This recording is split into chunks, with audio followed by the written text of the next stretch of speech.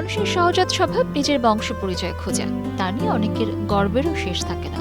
তাই বলে কেউ আলুর বংশ পরিচয় খুঁজে বের করবে আর তা নিয়ে এমন তোলপাড় সৃষ্টি হবে, কে ভেবেছে?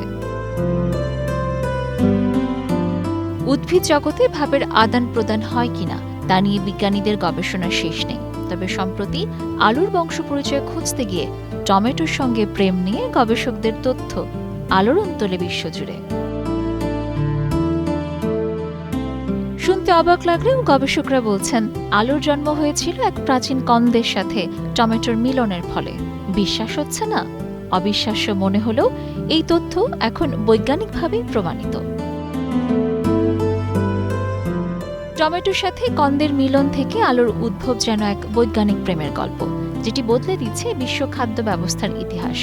ওয়াশিংটন থেকে প্রকাশিত এক গবেষণায় বিজ্ঞানীরা জানাচ্ছেন, আনুমানিক ৯০ লাখ বছর আগে দক্ষিণ আমেরিকার আন্দিজ পর্বতমালার এক বুনো টমেটো ও আলু সদৃশ্য এক উদ্ভিদের মধ্যে প্রাকৃতিক সংকরায়ন ঘটে।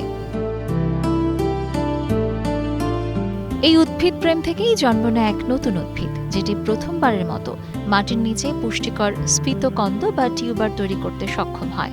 আর এই টিউবারই হল আজকের সুপরিচিত আলুর প্রাথমিক রূপ।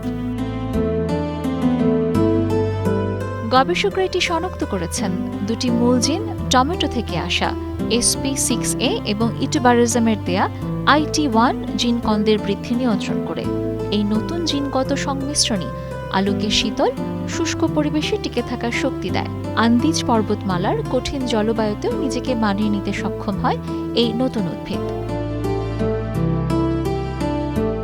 চীনের জিনোম বিজ্ঞানী সান ওয়েন হুয়াং বলেন, তারা এমন হাইব্রিড আলু তৈরি করতে পারে যেগুলো বীজ থেকে জন্মাবে এবং ক্ষতিকর মিউটেশনবিহীন হবে।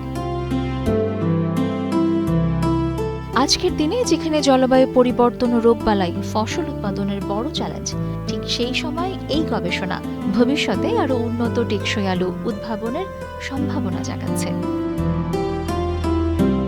Sabina Sultana, Star news.